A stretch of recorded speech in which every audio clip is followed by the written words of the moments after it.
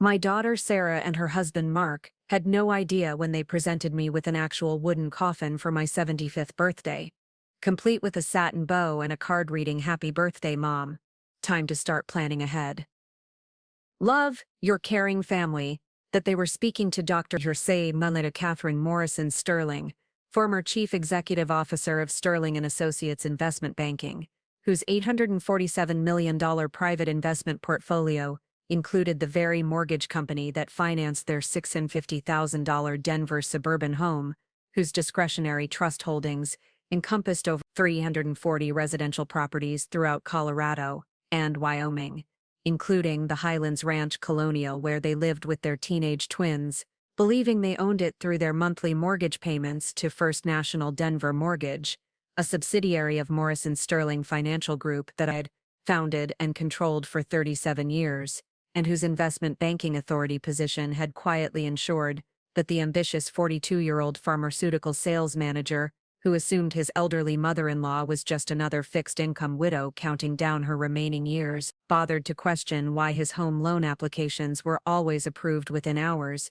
instead of weeks, why his property taxes remained mysteriously affordable despite skyrocketing neighborhood assessment, or why legal documents from Sterling Property Management LLC and Rocky Mountain Investment Holdings were regularly delivered to a woman he considered too old and frail to understand modern financial markets, never realizing that the dying old lady he had just gifted a coffin was actually the institutional banking authority who had been quietly ensuring that ungrateful family members enjoyed suburban homeownership while treating the elderly woman whose financial expertise created their opportunities like a morbid joke, whose death they were apparently eager to plan for in advance. Before we dive into this incredible story of family cruelty meeting banking authority and the investment empire my ungrateful daughter never knew existed, make sure to hit that like button, drop a comment telling me about your worst experience with family members who treated you like you were already dead, while secretly depending on your support, and subscribe so you never miss stories like this one about what happens when entitled relatives assume elderly family members are just waiting around to die, only to discover just how catastrophically wrong they can be when family dismissal meets the kind of institutional financial control could transform their comfortable suburban lifestyle into a harsh lesson about gratitude and the true meaning of respecting your elders before it's actually time to start planning ahead. My name is Dr. Helena Catherine Morrison-Sterling. I'm 75 years old, and this story begins on October 2024, when I returned from my monthly board meeting with the Colorado Banking Commission in downtown Denver, to what I thought would be a pleasant family birthday celebration at Sarah and Mark's beautiful Highlands Ranch home, only to discover that my daughter and her husband had decided that 75th birthday was the perfect occasion to present me with what they considered a practical and forward-thinking gift that would reveal their true character and teach them the most expensive lesson about dismissing elderly relatives whose quiet financial expertise had been ensuring that promising young families maintained suburban homeownership, seamless business financing, and the kind of anonymous banking backing that determined whether ambitious pharmaceutical sales representatives could afford exclusive Denver addresses or spend their evenings calculating rent payments that could destroy their carefully constructed middle-class lifestyle and comfortable family image. To understand how my daughter Sarah Elizabeth Morrison Patterson, a 45-year-old marketing coordinator at Denver Children's Hospital running social media campaigns with a $1,000 annual salary, while living in a property whose mortgage, insurance, property taxes and major maintenance I had been coordinating through my private banking network for 9 years, ended up watching her comfortable upper-middle-class lifestyle disappear through legitimate property ownership protocols within 48 hours of presenting her elderly mother with a coffin as a birthday gift. You need to know who I was before my carefully maintained image, as a simple retired widow, living modestly in a downtown Denver senior community, concealed the banking expertise and institutional finance authority that had elevated me from junior investment analyst in 1971 to chief executive officer of Sterling and Associates Investment Bank, a position that required overseeing $12.8 billion in annual banking transactions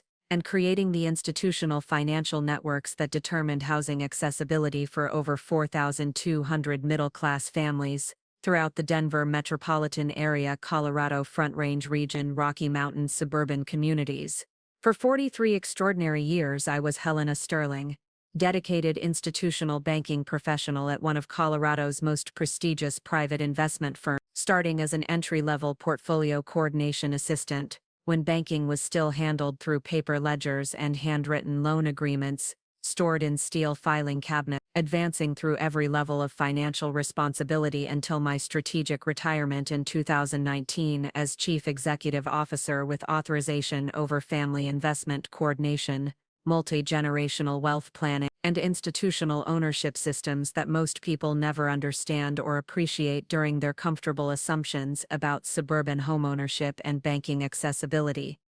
My career had encompassed every aspect of commercial and residential banking development, from basic loan administration and client coordination to complex multi-generational investment planning that determined whether promising families maintained their suburban homes across decades of market volatility, whether young professionals received appropriate financing support for business ventures that required banking backing, and whether the next generation of successful families achieved the property ownership and institutional banking relationships that distinguished lasting prosperity from temporary pharmaceutical sales success and suburban lifestyle speculation that could disappear during economic uncertainty. The scope of my banking responsibilities had grown to encompass managing comprehensive investment portfolios for 2,134 families across 7 Rocky Mountain states, coordinating with federal banking authorities who required accurate documentation for regulatory compliance and fair lending protocol, implementing sophisticated financing systems that balanced individual family needs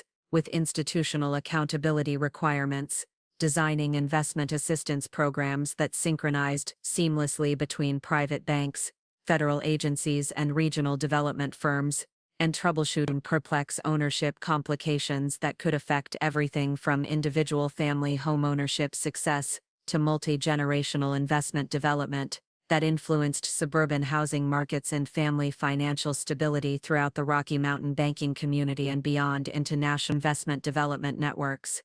During my 4 decades of distinguished banking service, I had personally overseen investment coordination for over $31.9 billion in family housing projects throughout the Rocky Mountain region and the broader western United States, as supervised direct coordination between 230 different financial institutions across 6 states, collaborated extensively with federal banking officials who required accurate regional data for compliance analysis and regulatory oversight, and managed emergency financing support protocols during market volatility that required immediate coordination between banking institutions, regulatory agencies, and private investment development firms to ensure family housing stability while maintaining institutional integrity and privacy. Protections that balanced investment access with financing optimization and regulatory compliance requirements throughout the most challenging housing market periods in modern American banking history. The transformation that I had witnessed and managed during my career was extraordinary, from manual investment documentation systems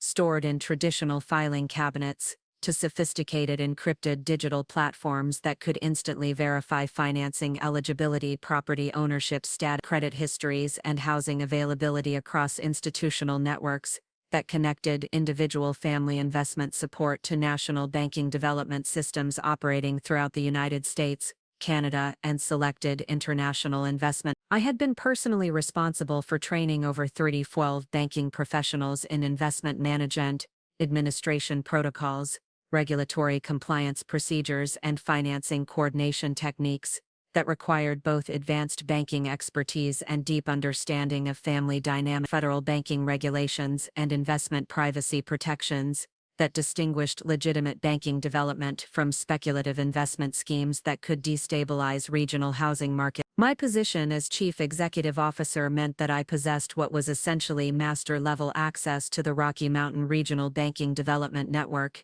the ability to classify financing eligibility, coordinate multi-institution investment distribution, implement emergency housing support protocols, and evaluate family conduct that could instantly transform someone's banking status from guaranteed financing access to comprehensive investment review, requiring extensive character evaluation and regulatory compliance verification to complete through other institutional channels and documentation processes that could take months or years to resolve satisfactorily through traditional banking administration and family investment coordination system. But perhaps the most significant aspect of my banking career was my role in developing and implementing the automated investment administration protocols that determined how institutional financing flowed between private investment portfolios, commercial banking system, regulatory verification networks, and family housing coordination throughout the greater Denver metropolitan area and Rocky Mountain region.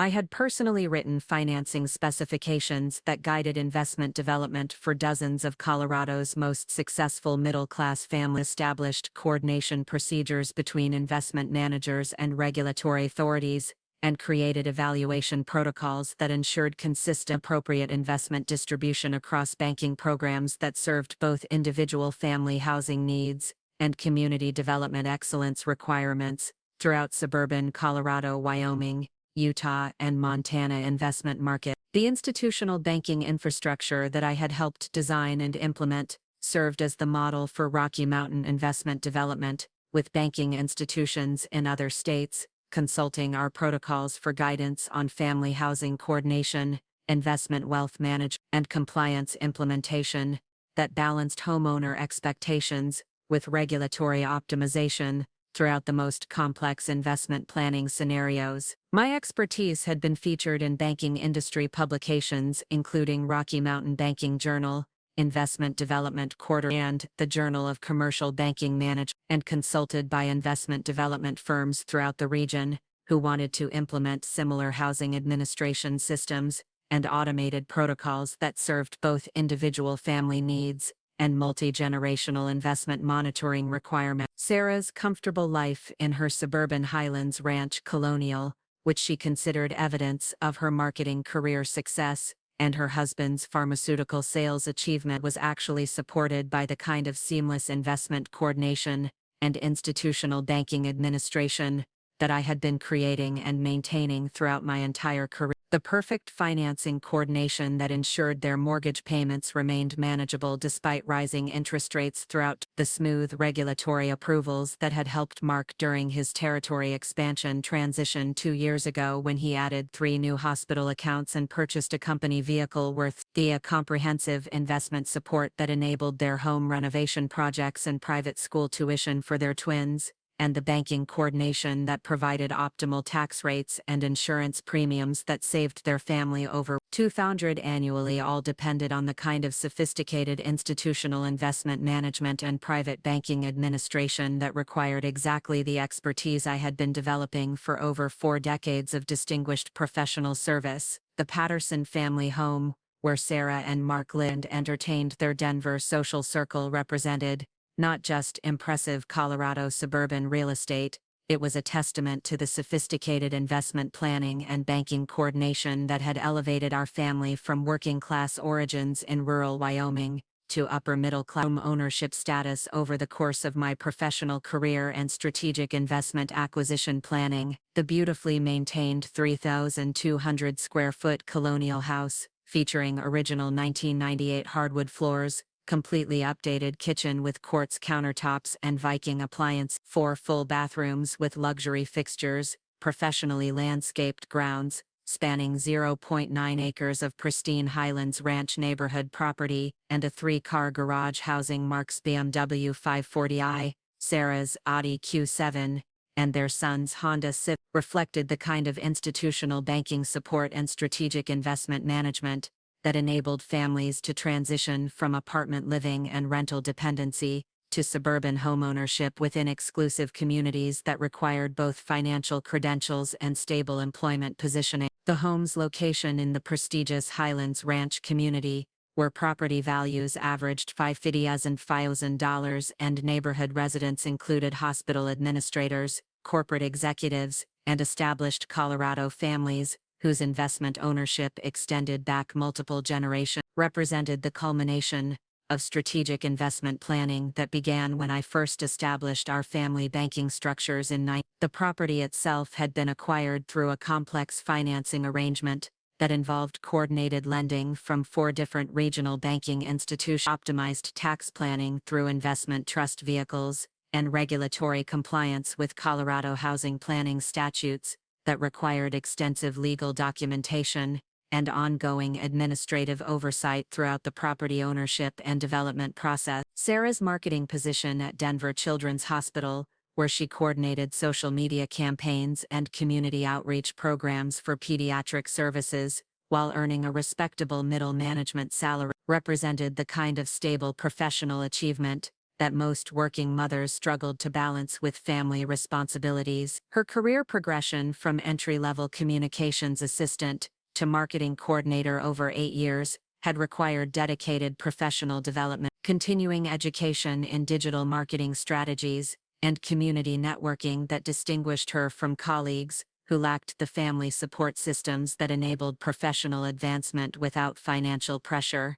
Mark's pharmaceutical sales territory, covering 7 hospitals throughout the Denver metropolitan area with responsibility for promoting cardiac medications to cardiologists, emergency physicians, and hospital pharmacists, generated commission-based income that fluctuated between dollars annually, depending on market conditions and product launch cycles. His professional success required maintaining relationships with medical professionals who controlled formulary decisions, affecting millions of dollars in pharmaceutical purchase, attending medical conferences throughout the Rocky Mountain region, and coordinating with hospital administrators who determined vendor access and procurement protocols that could make or break pharmaceutical sales career. The lifestyle that Sarah and Mark maintained in their Highlands Ranch neighborhood reflected financial freedom that distinguished them from their professional peers who struggled with mortgage debt, worked additional consulting projects to supplement their healthcare industry income,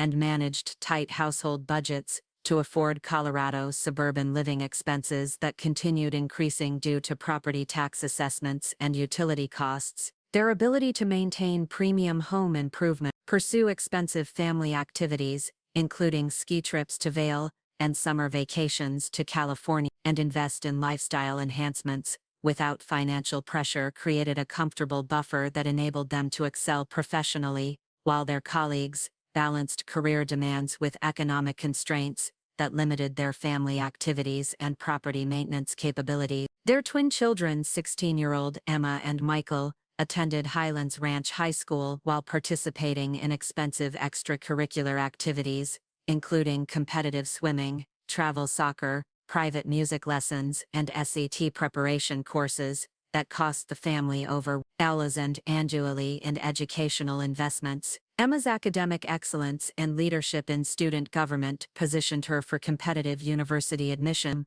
while Michael's athletic achievements in varsity soccer attracted interest from college recruiters throughout Colorado and neighboring states, creating opportunities for scholarship consideration that could reduce future college expenses. The family's social positioning within the Highlands Ranch community included membership in the prestigious Cherry Hills Country Club, where Mark networked with medical professionals and hospital administrators who could influence his pharmaceutical sales success, and participation in exclusive community organizations that provided networking opportunities and social status recognition throughout Denver's professional circles. Their involvement in charitable fundraising events, including the annual Denver Children's Hospital Foundation Gala that Sarah coordinated as part of her professional responsibilities, created visibility and community recognition that enhanced both their social standing and Mark's business development opportunity. The monthly expenses associated with maintaining the Patterson family lifestyle,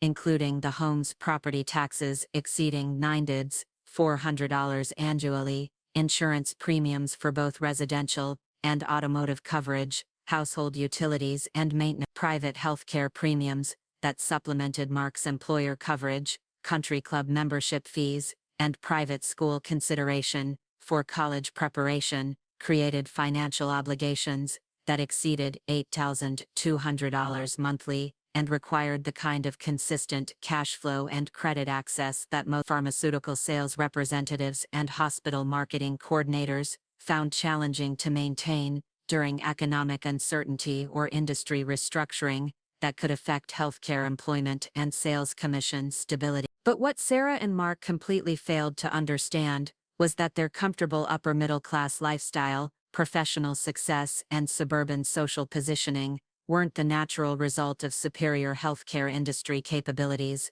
or exceptional household management acumen. They were the direct result of institutional banking support and investment coordination that I had been orchestrating through my professional network and private financial relationships throughout their entire homeownership and family development experience. The seamless financing experiences, considered evidence of their financial expertise, were actually carefully coordinated support systems that required sophisticated institutional relationships and continuous coordination between multiple banking organizations and regulatory agencies throughout Colorado and Wyoming. The Morrison Sterling Family Investment Trust, which I had established during the early years of my career at Sterling & Associates Investment Banking, operated with banking assets valued at $62.7 million, dedicated to supporting promising family members who demonstrated both professional potential and character integrity that aligned with our family's values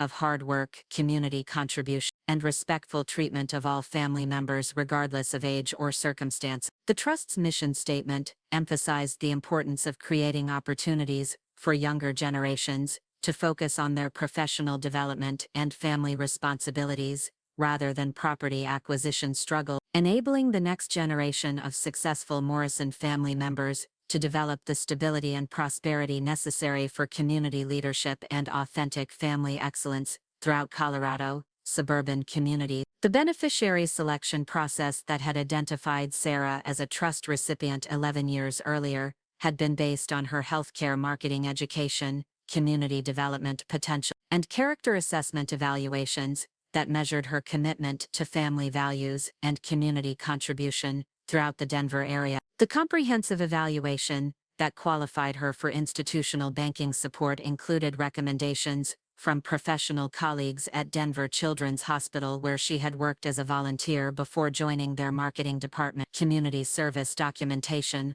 from her participation in pediatric healthcare fundraising programs, and personal statements that demonstrated her understanding of family responsibility and her commitment to maintaining the Morrison family tradition of professional excellence and community leadership. But perhaps most importantly, the Trust's beneficiary requirements included ongoing character assessment and demonstration of values that aligned with the Trust's mission of creating family members who understood both investment responsibility and family respect. The banking coordination agreement that Sarah had signed, though she had never fully understood the true source of her financing advantages, included specific provisions about maintaining character standards and demonstrating respect for family relationships and elderly family members that distinguished responsible beneficiaries from those who prioritized personal advancement over family loyalty and traditional values that honored generational wisdom and experience. The Trust's monitoring protocols included annual reviews of beneficiary professional progress, character development assessment, and evaluation of how Trust recipients treated family relationships and elderly family members throughout their career development and personal life management. Comprehensive evaluation process that determined continued banking eligibility wasn't limited to professional achievement. It included assessment of whether beneficiaries maintained the kind of character and values that justified continued investment in their property maintenance and professional development support throughout their homeownership experience. Sarah's healthcare marketing career success and Colorado suburban positioning had always met the Trust's professional standard, but the character assessment component of her beneficiary status had never been formally tested because family relationships and elderly respect hadn't been challenged during her intensive career development focus over the past 9 years. The Trust's protocols included specific provisions, character review, when beneficiaries demonstrated behavior that conflicted with the values of family service and elderly respect that the Trust considered essential for ethical banking eligibility and continued investment support throughout family property ownership and career development coordination. The irony of being dismissed as a death planning project by the family members whose suburban lifestyle depended entirely on the banking coordination and institutional investment support that I had been orchestrating and protecting throughout their homeownership experience was not lost on me during that shocking October evening. The systematic dismissal that I had experienced during family gatherings and holiday celebrations over the past 3 years represented exactly the kind of character evidence that justified implementing comprehensive banking review protocols, trust eligibility reconsideration, that could transform expected support into accountability assessment and character evaluation requirements that would fundamentally alter their comfortable assumptions about property ownership and financial accessibility. My modest two-bedroom apartment in downtown Denver's prestigious Spear Boulevard senior community, which Sarah and Mark had visited occasionally during family gatherings and considered evidence of my limited financial circumstances and modest retirement lifestyle, actually served as the primary coordination center for Morrison Sterling Financial Holdings operations throughout Colorado and southern Wyoming. The simple furnishings and traditional decor that they observed during their infrequent visits concealed sophisticated banking management system, encrypted internet connections, and institutional investment development infrastructure that maintained direct connectivity with banking administrators at 42 investment institutions and enabled immediate response to beneficiary emergencies or character assessment requirements that could affect investment eligibility and housing security throughout Colorado's most desirable suburban communities and Wyoming's fastest-growing residential development area. The home office that appeared to casual visitors as a simple retirement workspace with basic computer equipment actually contained specialized banking database systems and institutional investment management hardware that provided direct access to Rocky Mountain regional banking networks, emergency housing protocols for family support during market crises, and secure connections to federal banking databases that required the highest levels of security clearance and professional authentication to access and maintain throughout the private investment development community. Institutional banking management networks that coordinated housing throughout 7 Rocky Mountain states. The daily routine that Sarah and Mark occasionally observed during family visits, which they interpreted as simple retirement activities and limited social engagement, typical of elderly widows, actually included coordinating institutional banking operations that affected over 1,247 families throughout Colorado and Wyoming, supervising emergency response protocols for investment crises that could disrupt housing stability throughout multiple jurisdictions, and providing administrative consultation for federal banking officials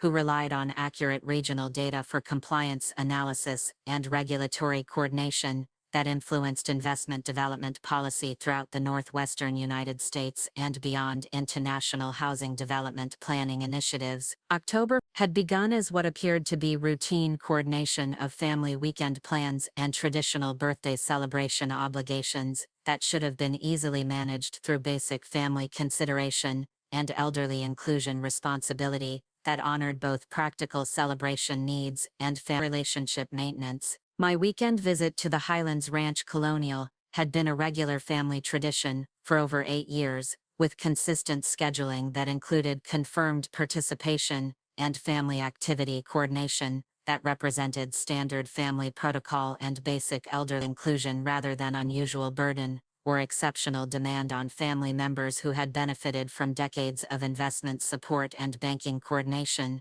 that enabled their comfortable suburban lifestyle and professional achievement opportunity. The birthday celebration planning that Sarah had been managing included extensive preparation for what she described as a milestone birthday, requiring special recognition and meaningful gift selection that reflected the family's appreciation for my ongoing presence in their lives. The weekend planning that she typically coordinated included comprehensive activity scheduling for the family members who lived in the colonial home, and consideration for the celebration arrangements that had always included my regular family visits throughout the past 8 years of consistent family relationship maintenance and elderly inclusion protocols. But what made Sarah and Mark's systematic gift selection particularly devastating was their comfortable assumption that elderly relatives should receive practical presents that acknowledged mortality planning rather than celebrating life achievements and family contribution during milestone birthday celebrations that honored family tradition maintenance. The casual decision-making process that they used to select an actual wooden coffin as my 75th birthday gift, complete with ribbons and a card suggesting I should start planning ahead, revealed months of strategic thinking about elderly accommodation that prioritized their comfort with mortality discussions over celebration and family respect maintenance that had characterized our family relationships for decades. Sometimes the most expensive mistake you can make is assuming that institutional banking coordination and private investment management are automatic entitlements that continue regardless of how the beneficiaries treat the elderly relatives whose expertise created their opportunities for suburban homeownership and professional advancement. The COF presentation that Sarah and Mark orchestrated for my birthday celebration would become the documented evidence of character priorities that justified redirecting investment ownership and institutional financing to serve more deserving families who understood the value of both banking support, the elderly wisdom that created opportunities for meaningful property ownership and authentic family contribution in suburban communities that required both professional excellence and character integrity to access and maintain successfully throughout Colorado's competitive housing market, Wyoming's rapidly developing residential communities. What my family never understood during all those years of treating me like a simple retired widow who needed help with basic smartphone features and online banking applications was that their comfortable assumption about my limited technological abilities revealed their complete ignorance of the institutional banking empire I had built throughout the Rocky Mountain financial development community. An empire that operated so seamlessly and efficiently that its very invisibility had become its greatest strength and my family's most dangerous vulnerability, when it came to their continued housing security and professional financing access. The modest Denver apartment where I had lived for 6 years, which Sarah and Mark considered evidence of my limited financial success and outdated lifestyle choice, actually served as the primary coordination center for the Rocky Mountain Regional Banking Development Network, equipped with quantum encrypted communication systems, dedicated fiber optic internet connections providing 15 gigabit symmetrical speeds, and institutional banking management infrastructure that maintained 24/7 connectivity with investment development institutions throughout 31 states, and enabled immediate response to market emergencies that could affect billions of dollars in family housing wealth and institutional banking coordination activities across multiple time zones and regulatory jurisdictions. My living room, which appeared to casual visitors as a simple retirement space with traditional furniture, family photographs from Sarah's childhood and wedding, and modest decorative elements that suggested limited financial resources, contained sophisticated banking database systems and institutional investment management hardware that provided direct access to the primary servers at Sterling and Associates Investment Banking. Backup communication protocols for emergency housing coordination during market volatility, and secure connections to federal banking databases that required the highest levels of security clearance and professional authentication to access and maintain throughout the global investment development community and international banking coordination network. The technology setup that I had installed throughout my apartment represented over $2.3 million in specialized equipment and software licensing that enabled me to coordinate institutional banking activities across 7 Rocky Mountain states, respond to family housing emergencies within minutes rather than the typical days or weeks required through traditional investment management channels, and maintain the private banking infrastructure that supported dozens of Colorado families' most important housing management goals throughout Jefferson County, Douglas County, and selected premium residential areas in Wyoming, Utah, and Montana. The multiple holographic displays that lined my home office walls showed real-time status information from banking databases across 31 states,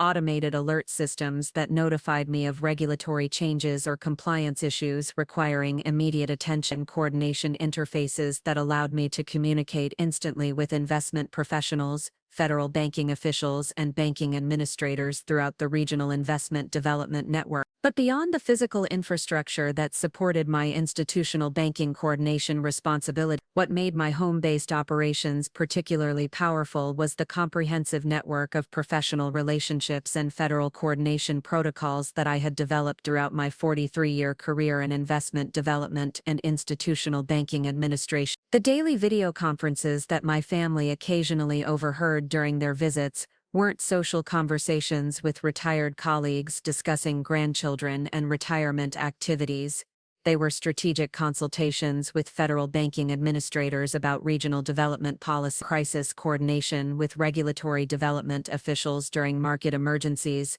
and technical support for investment development institutions that processed billions of dollars in daily housing distribution throughout North America and selected international markets. The Morrison Institute for Banking Excellence, which I had established during the final years of my career at Sterling & Associates Investment Banking, had become the most respected private banking training program in the Rocky Mountain region, providing advanced education for institutional investment coordinators, federal compliance officials, and private housing professionals who needed expertise in multi-institution banking integration, regulatory protocol implementation, and crisis response coordination that maintained family housing stability during market emergencies and institutional banking complications that could affect thousands of families simultaneously across multiple states and investment development jurisdictions. Our institute accepted only 6 participants annually through an application process, more competitive than federal banking agency positions, requiring extensive experience in investment development, institutional banking administration, or family housing coordination before candidates qualified for consideration through our rigorous screening process. The program reflected both the specialized nature of our training and the career advancement opportunities that graduation provided for investment professionals seeking leadership positions in federal agencies, institutional banking administration of private housing organizations throughout the Rocky Mountain region, and the broader Western investment development community. The waiting list for admission to the Morrison Institute extended over 5 years, with applications from senior investment development professionals at major banking firms throughout Denver, Colorado Springs, Salt Lake City, and Phoenix. Federal housing officials seeking advanced institutional banking training that wasn't available through traditional government education program. Banking administrators responsible for regulatory coordination and compliance oversight throughout multiple international jurisdictions and cross-border investment development initiatives. We regularly declined applications from Wall Street investment executives who lacked the specialized knowledge of family housing systems and federal regulatory compliance that distinguished our program from general banking education and basic investment development training that focused on profit maximization rather than community housing stability. What made our program unique wasn't just the technical training quality, it was the federal coordination experience and professional networking opportunities that came with graduation from the most respected institutional banking program in North American investment administration. Morrison Institute graduates received automatic consideration for federal banking positions that never advertised openings publicly, gained access to our network of private investment professionals and federal regulatory officials throughout the Rocky Mountain region and beyond, and could leverage consultation services to build careers in institutional banking management that would be impossible to achieve through traditional university education and standard investment development advancement that didn't include the sophisticated regulatory knowledge and federal coordination expertise that our program provided. The advanced curriculum that we provided included hands-on training in federal housing integration protocols that synchronized local investment development with national banking policy, emergency response coordination during private banking market crises that could affect thousands of families, multi-institution investment coordination that enabled seamless housing transitions across state boundary, family housing database management that protected privacy while maintaining regulatory compliance implementation that protected family investment rights while maintaining housing access, and federal monitoring capabilities that balanced individual rights with community housing stability requirements. Our graduates managed private housing databases for federal agencies throughout the Rocky Mountain region, coordinated institutional investment operations for major metropolitan areas, including Denver, Salt Lake City, Phoenix, and Las Vegas, and supervised housing coordination operations, banking institutions that handled trillions of dollars in annual family investment assets throughout the western United States, and selected international investment development markets that required sophisticated regulatory coordination and federal compliance oversight. But perhaps the most significant aspect of the Morrison Institute was our role in developing and implementing the next generation of private banking protocols that would determine how institutional investment was managed, secured, and coordinated between private banking organizations and federal housing databases throughout the 21st century. The graduates from our program were leading technical innovation at organizations like the Federal Reserve Bank of Kansas City, the Office of the Comptroller of the Currency, the American Banking Association, and major institutional banking systems, implementing compliance protocols for federal agencies and coordinating private investment management for state housing systems throughout the United States, and selected international housing programs that required sophisticated regulatory coordination. The professional relationships that had developed through our institute included direct connections with senior executives at every major investment development firm throughout the Rocky Mountain region, federal banking officials responsible for regional institutional banking coordination throughout the western United States, and private investment professionals who managed housing systems for federal governments, regulatory agency, and institutional investment development departments throughout North America, Europe, and selected emerging market investment programs that required advanced regulatory coordination and federal compliance oversight capabilities.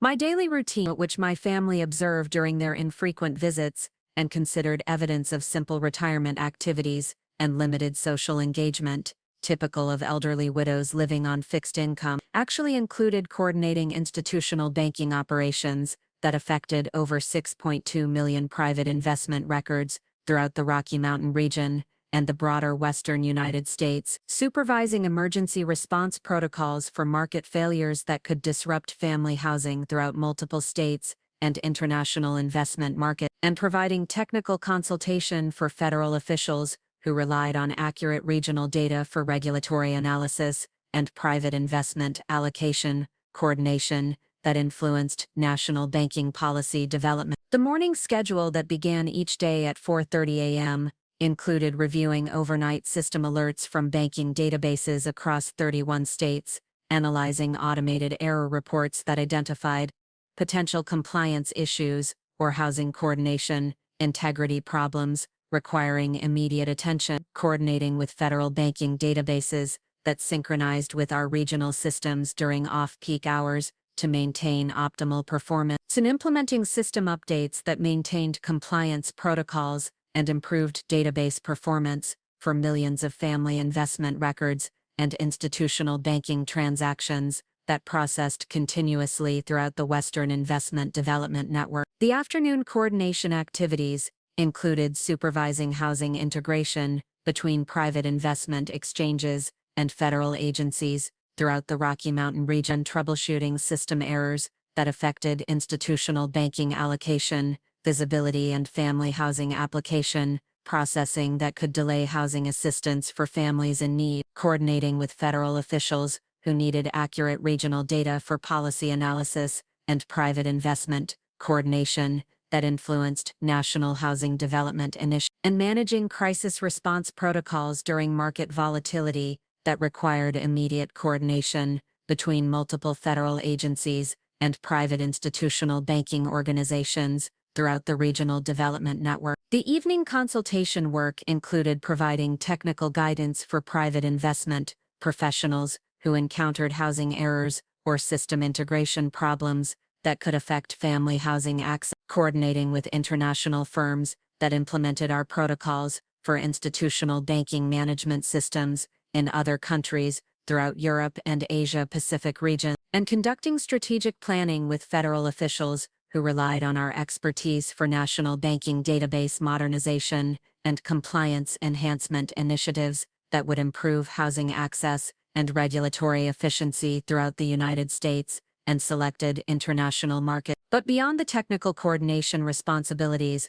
that occupied most of my daily schedule throughout the week, what made my institutional banking expertise particularly valuable was my comprehensive understanding of how private investment systems affected individual families and communities throughout the Rocky Mountain region, the Pacific Northwest, and selected areas of the southwestern United States, where our coordination protocols had been implemented successfully. Every family who received timely private housing distributions, every homeowner who operated efficiently within regulatory framework, every housing grant that reached appropriate recipients, and every emergency housing response that coordinated effectively represented the successful implementation of systems and protocols that I had spent decades developing, refining, and maintaining through continuous professional development and regulatory coordination. The Sterling and Associates investment banking, where I had spent my entire career, wasn't just a regional institutional banking contractor,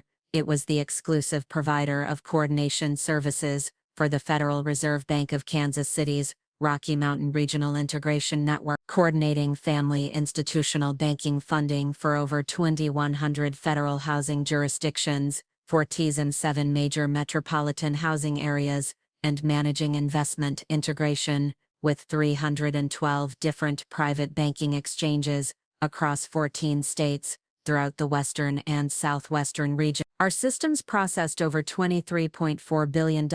in annual institutional investment transactions, coordinated family housing development for over 1,140 different firms and housing organizations, and maintained the infrastructure that enabled platforms like Federal Banking Administration, private family investment trusts, and institutional banking networks to provide effective private housing management and family investment coordination for thousands of Rocky Mountain Pacific Coast families seeking stable housing solutions. The scope of our institutional banking management operations required coordination with the Office of the Comptroller of the Currency for private housing compliance and audit support throughout the regional network, the Federal Reserve System for Institutional Investment Program integration that ensured seamless coordination between federal and private banking initiatives, the Internal Revenue Service for Family Investment Program compliance verification that protected both individual privacy rights and federal oversight requirements, the Securities and Exchange Commission for banking coordination and regulatory oversight that maintained market stability, and the Department of Homeland Security for family housing verification and security monitoring that supported both individual privacy protection and national security requirements throughout the regional investment development network. My security clearance level required annual background investigations conducted by federal security agencies, comprehensive financial audits that verified the integrity of my investment management operation, psychological evaluations that confirmed my continued reliability and professional competence, and professional competency assessments that ensured only the most qualified and trustworthy institutional banking professionals maintained access to systems that could affect national housing programs, regional family stability,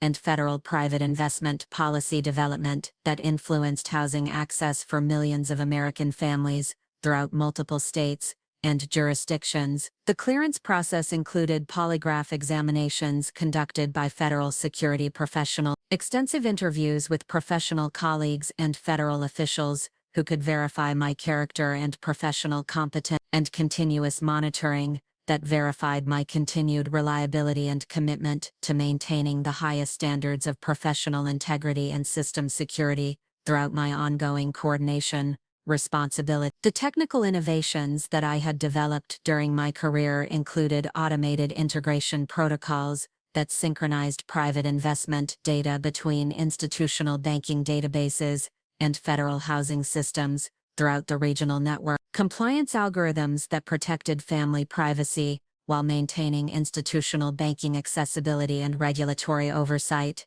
error detection systems that identified housing irregularities before they affected family investment access or housing stability, and crisis response protocols that maintained system stability during equipment failures or cybersecurity incidents that could affect millions of family investment records and trillions of dollars in institutional banking activity. These innovations had been adopted by investment development firms throughout the Rocky Mountain region and the broader western United States, implemented by federal agencies for National Banking Database Modernization Initiative, and licensed to international institutional banking organizations that wanted to implement similar integration systems and compliance protocols for family housing management in European Union countries, Australia, New Zealand, Japan, and Pacific Rim nations, seeking to modernize their housing systems and improve coordination between government agencies and private institutional banking organizations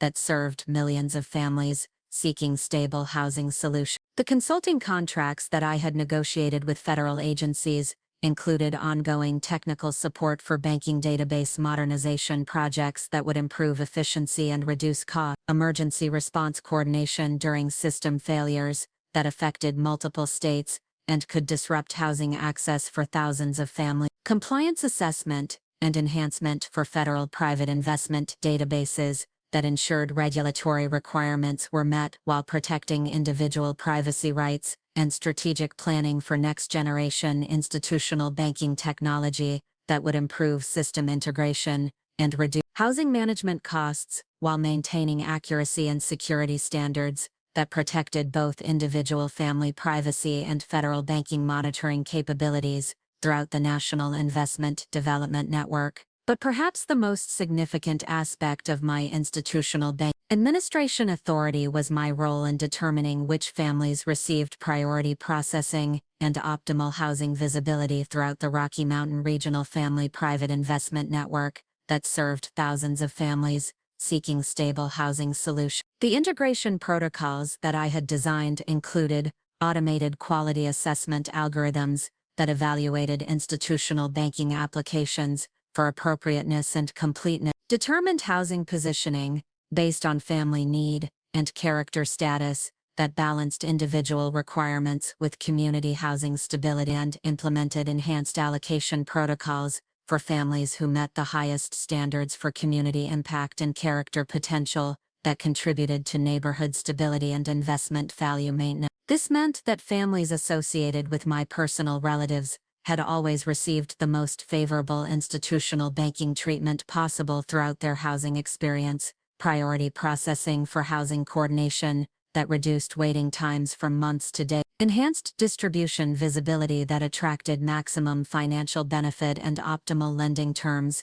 expedited application coordination that reduced approval timeframes and eliminated common administrative delay, and automated compliance verification that prevented administrative problems from affecting their private investment access or housing status throughout their homeownership experience. The seamless housing experiences that Sarah and Mark had always enjoyed weren't natural consequences of healthcare industry excellence or superior financial management. They were the direct result of institutional banking preferences and technical advantages that I had been providing through my coordination authority and system access throughout their entire homeownership and professional development experience. Sarah's comfortable life in her Highlands Ranch colonial had benefited from perfect institutional banking services, coordination that ensured optimal financing terms, seamless private housing processing that eliminated common delays and complications, and enhanced investment allocation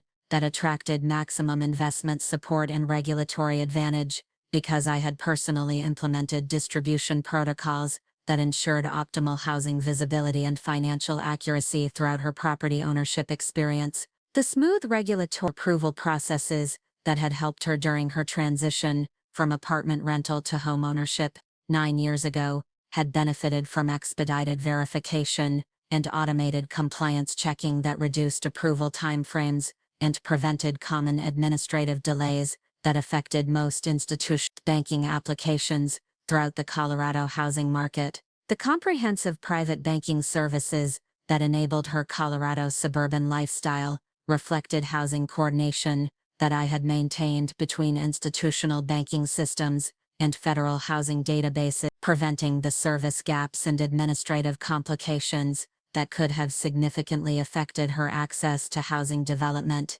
and investment support throughout her professional career experience. The excellent investment rates that supported her lifestyle maintenance. The emergency institutional banking programs that provided additional support during Mark's commission fluctuations in the private housing infrastructure that supported her family, homeownership, all depended on institutional banking coordination and housing management that required exactly the kind of technical expertise and federal coordination that I had been providing throughout my entire career at Sterling and Associates Investment Banking. Sarah Elizabeth Morrison Patterson presented herself to her professional colleagues and Highlands Ranch neighbors as a self-made Colorado success story. The ambitious daughter of a retired banking professional who had earned her way into suburban homeownership through healthcare marketing excellence and household management responsibility that demonstrated her commitment to community stability and family prosperity. Her carefully constructed narrative of individual achievement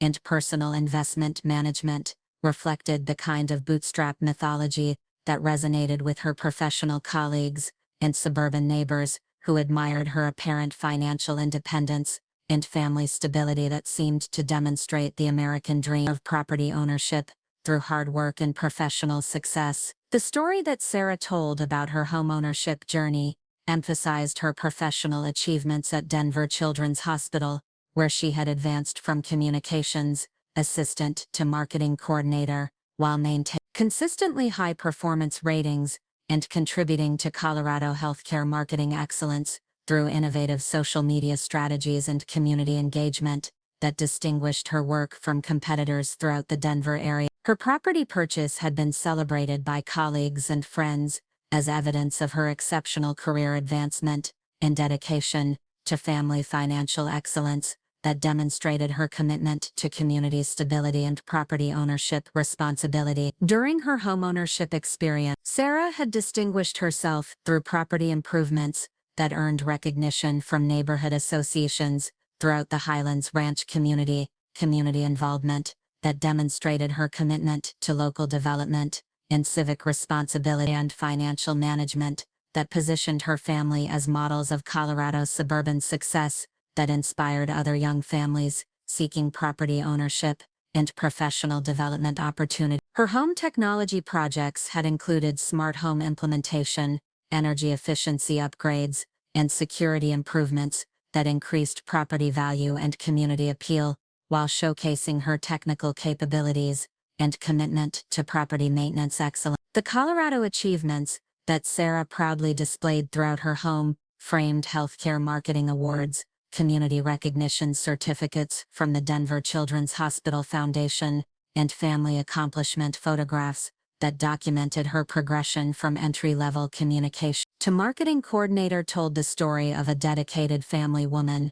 who had earned every opportunity through professional rigor and financial responsibility that demonstrated her worthiness for property ownership and community respect. Her healthcare marketing success, community leadership roles in local family organizations, and professional development recognitions created a comprehensive picture of Colorado achievement that justified her confident approach to family financial planning and community engagement throughout the Highlands Ranch area.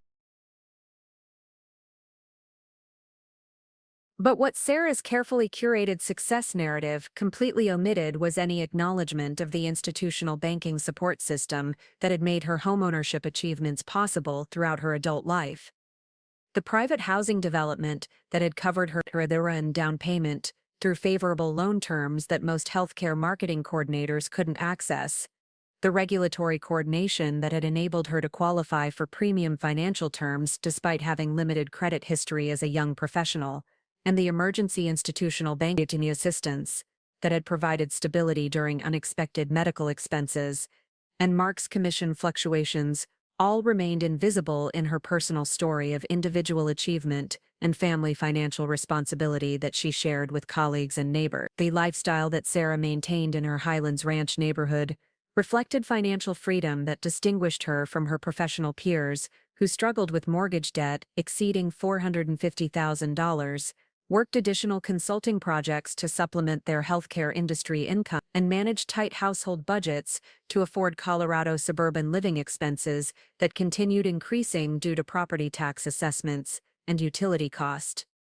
Sarah's ability to maintain premium home improvement, pursue expensive family activities, including annual ski vacations and summer travel to Europe, and invest in lifestyle enhancements without financial pressure created a comfortable buffer that enabled her to excel professionally, while her colleagues balanced career demands with economic constraints that limited their family activities and property maintenance capability. Sarah's social media presence, which she maintained both professionally for Denver Children's Hospital and personally to document her family progression and community involvement, featured photographs of home improvement projects, family vacation experiences to Aspen and Telluride, and professional networking activities that reflected the lifestyle of a successful Colorado healthcare marketing professional rather than a financially struggling hospital employee. Her LinkedIn and Instagram profiles showcased professional achievements, community involvement with local healthcare organizations, and family development activities that reinforced her image as a rising star in Colorado healthcare marketing leadership and community professional development. The professional networking that Sarah maintained, membership in healthcare marketing associations, attendance at industry conferences throughout the Rocky Mountain region, and participation in community professional development organizations, reflected investment in her career development that exceeded what most hospital marketing coordinators could afford on their healthcare industry income alone. Her collection of professional development resources, healthcare marketing reference materials, and industry publication and continuing education activities represented thousands of dollars in career investment that distinguished her preparation from colleagues who relied on employer-provided resources and basic professional development to manage their career advancement and technical expertise development. Sarah's approach to community involvement included leadership roles in neighborhood professional associations, volunteer activities with local healthcare education programs at local high school, and participation in family development programs that required time and financial investment beyond the basic requirements of Colorado community citizenship and professional responsibility. Her additional certifications, continuing education activities through healthcare marketing program, and professional networking investments reflected comprehensive family planning that assumed financial stability and freedom from the economic pressures that limited her neighbors' community engagement opportunities and professional development activities. Sometimes, the most dangerous assumption you can make about institutional banking coordination and private investment management is that they represent permanent entitlements that continue automatically, regardless of character development and family relationship management, that demonstrates respect for elderly relatives and traditional family values. The elderly relatives, who Sarah and Mark dismissed as morbid planning opportunities, included the very person whose private banking expertise and institutional investment authority had created every housing opportunity and lifestyle advantage that they considered evidence of the individual achievement and family success in competitive Colorado suburban environments that required both professional excellence and character integrity to navigate successfully throughout the investment ownership experience. The institutional banking infrastructure that had operated invisibly throughout Sarah and Mark's comfortable assumptions about their investment independence would soon become the most visible lesson of their lives about the true meaning of private investment ownership and the critical importance of treating elderly relatives with the respect and appreciation their lifetime of professional service and generous support deserved, rather than dismissing them as death planning projects during birthday celebrations and lifestyle advancement that prioritized individual achievement over authentic family relationships and traditional values that honor generational wisdom and experience throughout the family investment ownership journey. The network of professional relationships and institutional connections that I had cultivated throughout my 43-year career in investment development and banking management represented the most comprehensive housing coordination system ever assembled by a single banking professional in the Rocky Mountain region, spanning governmental regulatory bodies, international banking institutions, federal housing development organizations, and emerging market investment agencies across 5 continents, creating a web of influence and authority that could instantly affect the housing stability of hundreds of thousands of families, while remaining completely invisible to beneficiaries who assumed their comfortable suburban lifestyle. were the result of individual achievement, rather than sophisticated institutional banking infrastructure that operated seamlessly throughout multiple states and international investment development network. My direct communication protocols with the Office of the Comptroller of the Currency's Regional Banking Oversight Division included daily coordination meetings at 5 weekly strategic planning sessions for national private banking policy development that influenced housing regulations throughout the Rocky Mountain region, and emergency response authorization that enabled me to implement immediate protective measures during market volatility that could affect the housing security of over 3.7 million American families, whose private investment portfolios depended on the stability and coordination that my technical expertise provided through advanced institutional banking integration and federal compliance management systems throughout the western United States and selected international investment markets. The secure communication channels that connected my Denver operations center to the Federal Reserve Bank of Kansas City's Office of Investment Development Policy operated through military-grade encrypted satellite networks that processed over 1.2 million individual private banking transactions daily, coordinating housing distribution between family investment systems and federal oversight networks, while maintaining the privacy protections and security protocols that distinguished legitimate institutional banking management, speculative investment activities that could destabilize regional housing markets and compromise national economic security interests throughout the broader investment development.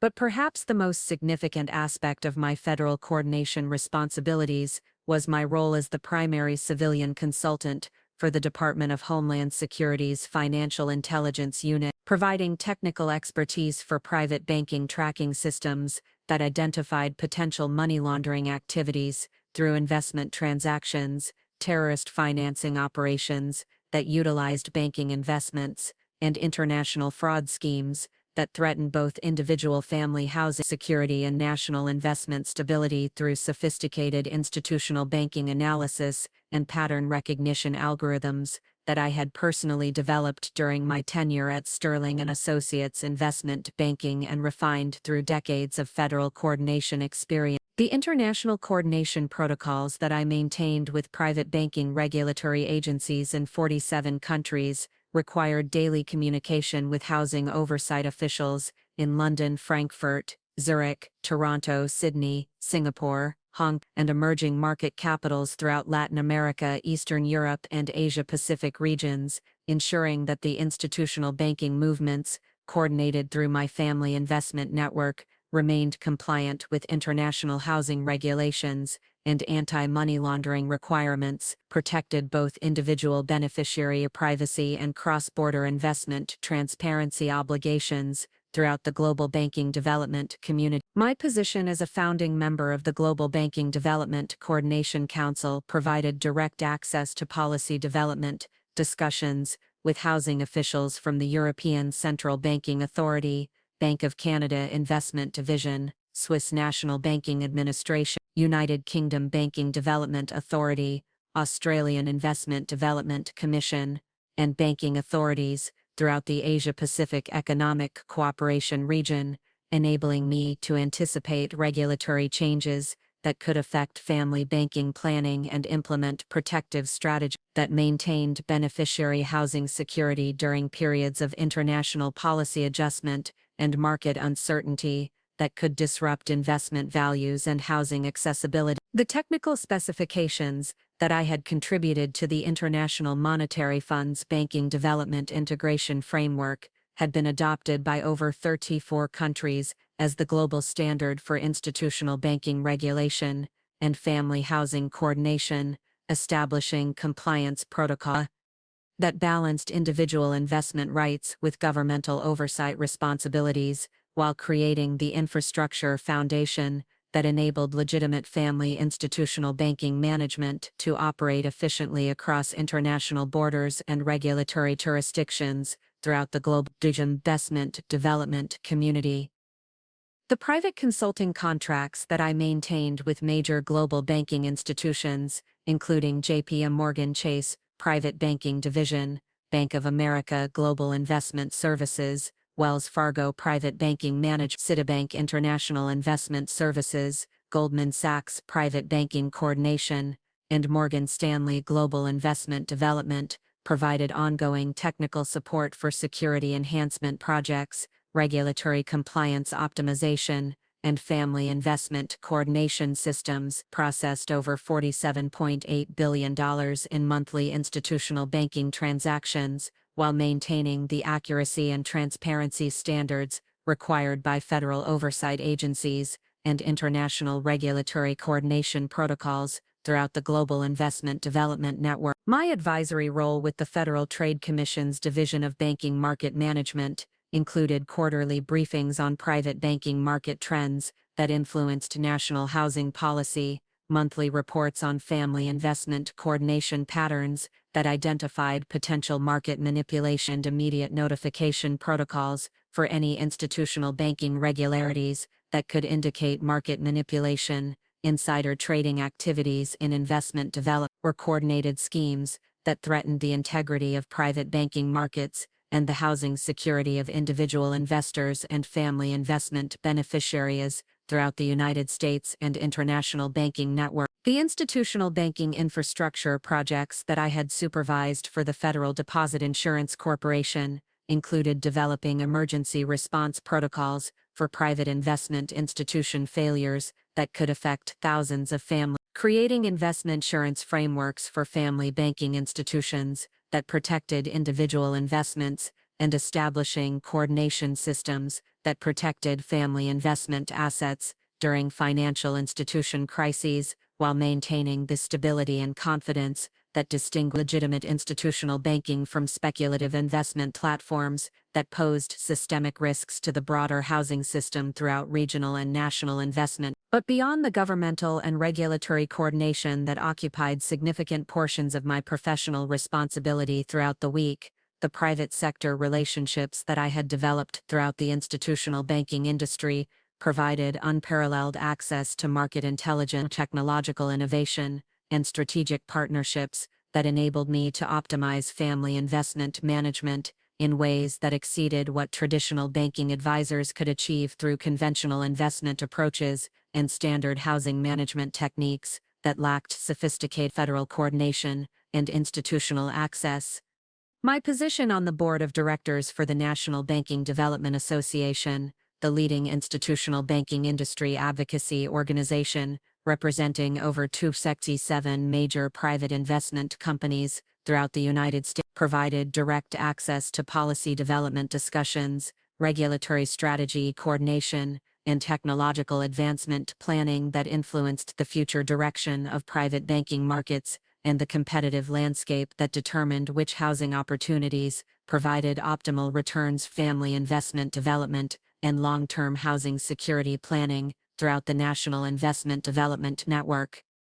The venture capital partnerships that I had established with leading institutional investment firms, including Blackstone Private Banking Solutions, KKR Global Investment Management, Apollo Private Banking Development, Carlyle Investment Banking Services, and Bridgewater Banking Associates, created exclusive access to early-stage private investment projects and institutional banking technology investments that provided family beneficiaries with opportunities to participate in housing development before these investments became available to general market participants, ensuring that qualified families maintained competitive advantages in investment accumulation and housing independence achievement throughout the regional investment development community. My consulting relationship with major institutional investment managers, including Vanguard Banking Development, Fidelity Private Investment Management, Charles Schwab Banking Services, and Rowe Price Private Banking Services,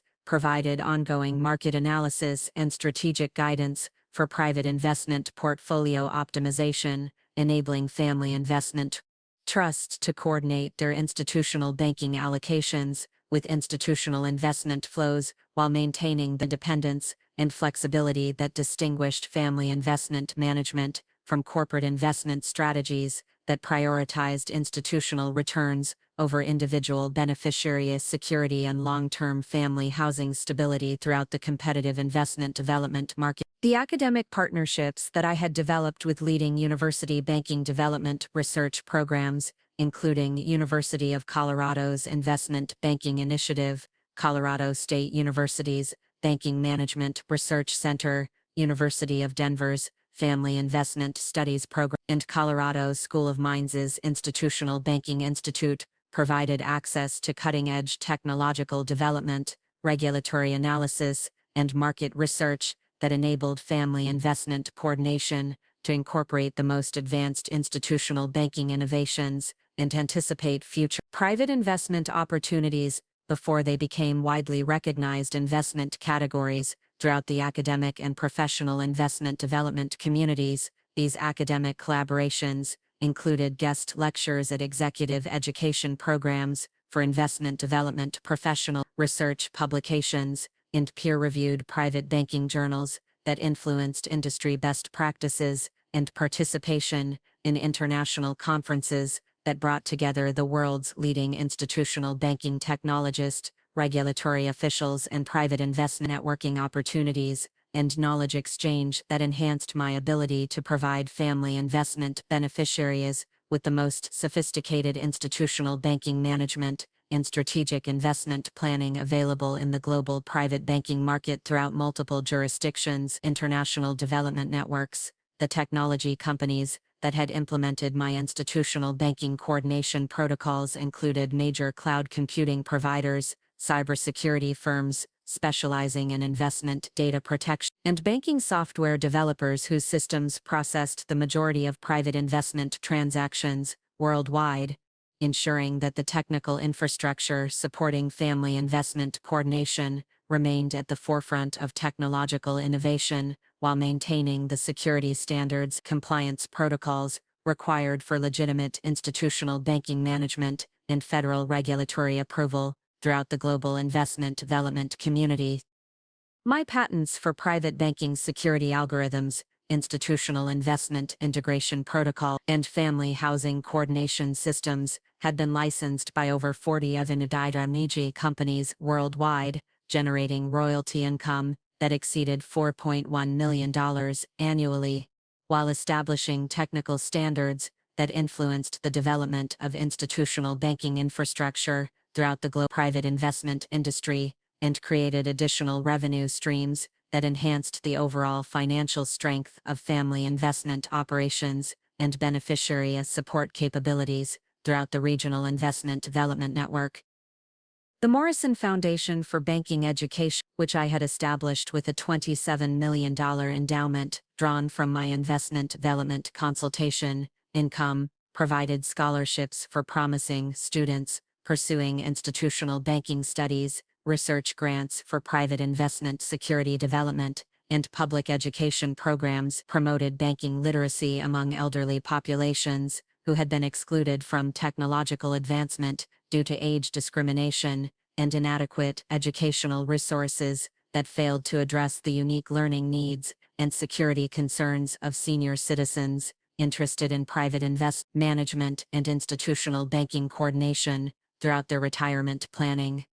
The Foundation's annual conference, the International Symposium on Family Investment Coordination, attracted over 2,100 participants from governmental agencies, academic institutions, and private sector organizations throughout North America, and selected international investment development markets, creating the premier forum for discussing the intersection of institutional banking technology, family investment plan, and regulatory compliance that shaped industry best practices and influenced policy development at both national and international levels of governmental and private sector investment coordination throughout the global banking development community. But perhaps the most significant aspect of my professional network was the informal coordination system that I had developed with other family investment managers and institutional banking professionals who specialized in multi-generational private investment planning, creating a confidential consultation network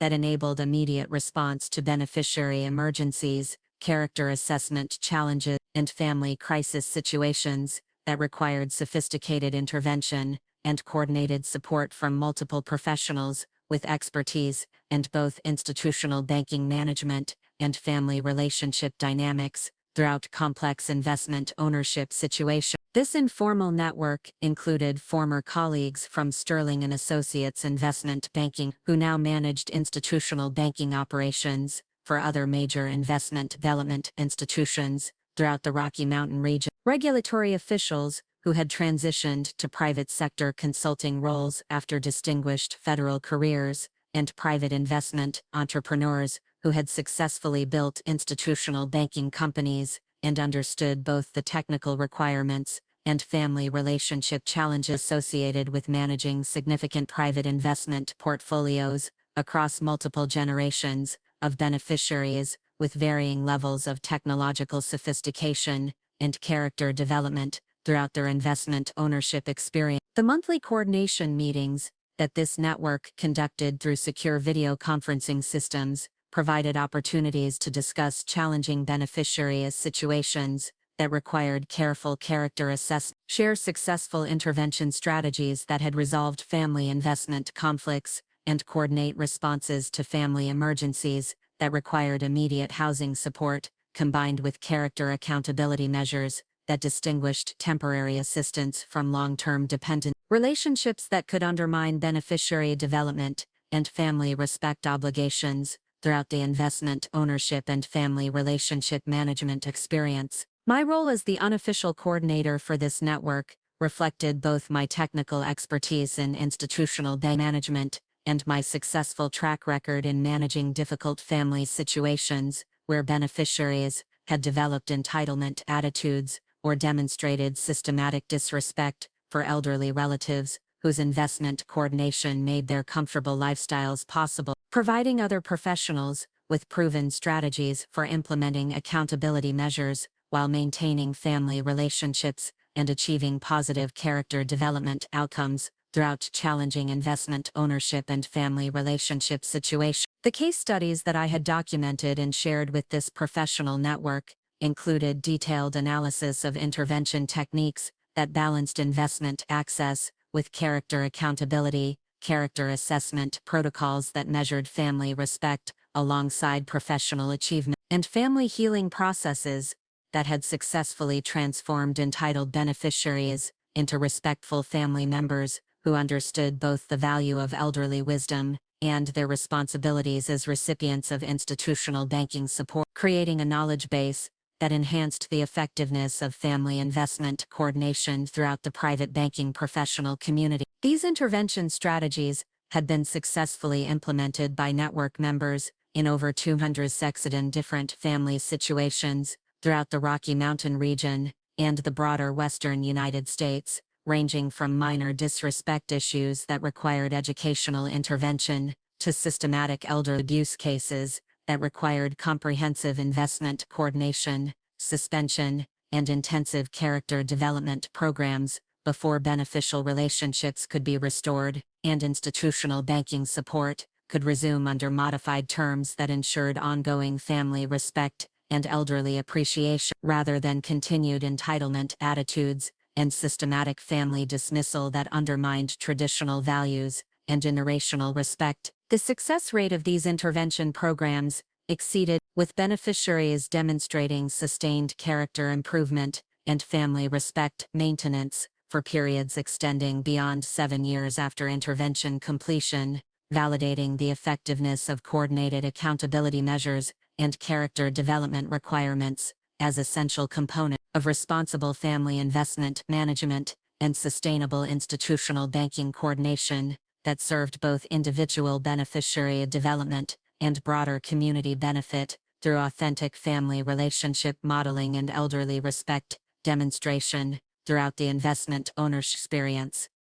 The international recognition that our network had received from private banking regulatory agencies, family investment management organizations, and academic research institutions reflected the innovative approach that we had developed for combining technical expertise with family relationship education, creating a comprehensive model for responsible institutional banking management that prioritized character development alongside investment planning, and established new standards for ethical private banking coordination that influenced industry practices and regulatory expectations worldwide throughout the global investment development community. My leadership role in developing these international standards for family institutional banking coordination had resulted in invitations to serve as an expert witness in federal court cases involving private investment disputes that required sophisticated technical analysis, regulatory policy consultant for congressional hearings on institutional banking regulation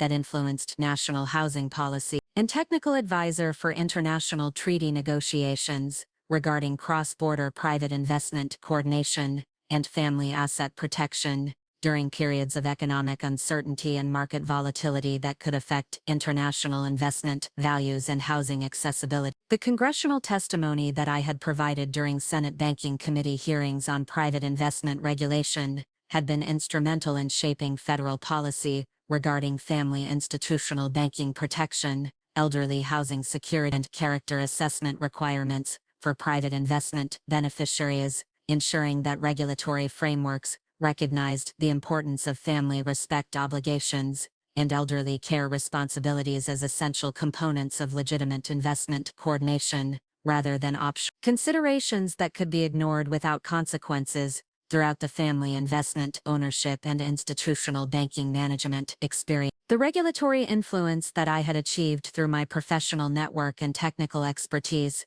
created opportunities to advocate for policy frameworks that protected elderly private investment holders from financial abuse, family manipulation, and systematic dismissal by younger relatives who assumed that advanced age indicated technological incompetence, rather than recognizing the professional expertise and investment coordination authority that many elderly individuals had developed throughout distinguished careers in banking technology and institutional investment. Throughout their professional development and career advancement, the White House National Economic Council consultation work that I had performed during 3 different presidential administrations included strategic planning for national private investment policy that influenced housing accessibility throughout the United States, crisis response coordination during international banking emergencies that threatened investment values and housing stability, and technical guidance for federal agencies implementing new regulatory frameworks that affected family institutional banking and private investment management throughout the United States and international partner countries that required sophisticated coordination and federal oversight. During the 2020 banking market crisis caused by the COVID-19 pandemic, my emergency coordination protocols had been instrumental in maintaining stability for over 400 family investment trusts and preventing the kind of institutional banking panic that could have destroyed generational housing wealth for thousands of American families throughout the Rocky Mountain region and the broader western United States. The crisis response systems that I had developed enabled real-time coordination between federal agencies, private investment institutions, and international regulatory bodies, ensuring that family investments remained protected while maintaining the transparency and accountability standards required for public confidence in private banking systems throughout the crisis period. The Federal Reserve System's adoption of my institutional banking stress testing protocols had become the national standard for evaluating private investment institutions' stability during economic uncertainty and market volatility. These protocols had been implemented by banking agencies in 47 states, and had successfully predicted and prevented institutional banking failures that could have affected over $27.4 billion in family investment wealth across multiple state jurisdictions and investment development markets throughout the United States. My consulting work with the International Monetary Fund included developing emergency response protocols for sovereign debt crises that affected private banking institutions, creating coordination systems between national governments and private investment organizations, and establishing technical standards for cross-border family asset protection during periods of political instability and economic uncertainty that threatened international private banking operations and family investment security throughout global investment development markets. The World Bank's Investment Development Initiative, which I had helped design and implement, provided technical assistance and capacity building for emerging market countries, seeking to establish legitimate private banking sectors and family investment management infrastructure that could support economic development and housing stability. The program had successfully helped 30 countries develop regulatory frameworks and institutional capabilities that protected family investment assets while maintaining compliance with international anti-money laundering and terrorism financing prevention requirements throughout their investment development and housing coordination systems. But perhaps the most significant aspect of my international influence was my role in developing the Basel IV Banking Accords, which established global standards for private banking institution, capital requirements, risk management protocols, and regulatory oversight procedures that protected both individual family investment assets and international housing system stability throughout the global investment development community. These accords had been ratified by 27 countries and had become the foundation for modern private banking regulation worldwide throughout the international investment development network. The European Union's adoption of my family investment protection directives had created a unified regulatory framework that enabled private banking institutions to operate across national borders while maintaining the highest standards of client protection and regulatory compliance throughout the European investment development market. These directives had been particularly important in preventing the kind of private investment tax evasion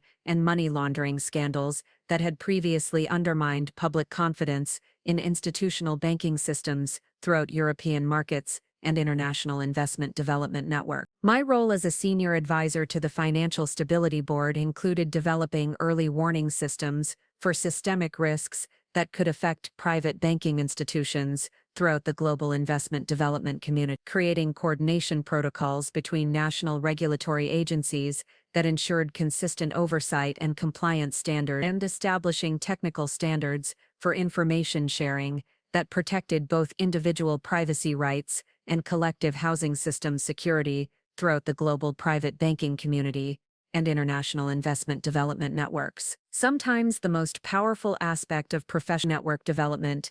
is the ability to coordinate immediate responses to family crisis situations while maintaining the confidentiality and privacy protections that distinguish legitimate intervention from public embarrassment or family humiliation that could damage relationships permanently rather than creating opportunities for character growth and authentic family healing that strengthen relationships and improved respect patterns for long-term family benefit and community modeling throughout the investment ownership and family relationship experience. The network coordination protocols that I had developed for responding to character assessment situations ensured that intervention measures were proportional to the severity of disrespect issues, focused on education rather than punishment, and designed to create sustainable behavior change rather than temporary compliance that would revert to problematic patterns when oversight pressure was removed or accountability measures were discontinued after insufficient character development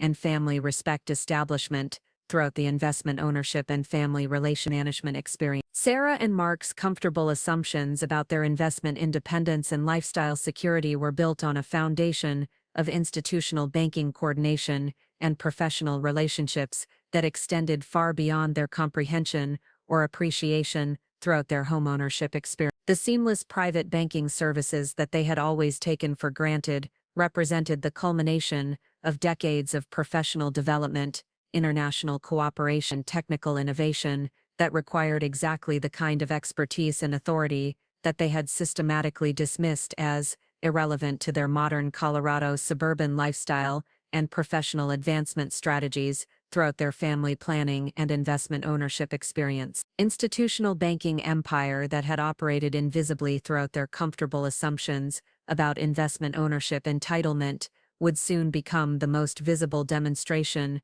of professional authority and family accountability that the Colorado private banking community had ever witnessed, proving that respect for elderly relatives isn't optional courtesy, it's the foundation for continued access to the sophisticated housing infrastructure that makes suburban lifestyles possible in competitive environments that require both professional excellence and character integrity. to navigate successfully throughout the investment ownership and family relationship experience that determines long-term housing security and authentic family prosperity. October 14, 2024, began as what should have been a routine return from my monthly coordination meeting with federal oversight officials at the Colorado Banking Commission in downtown Denver, a simple homecoming that would expose the true character of the daughter whose comfortable suburban lifestyle I had been secretly funding for 9 years, and trigger the most comprehensive demonstration of institutional banking authority that the Rocky Mountain investment community had ever witnessed.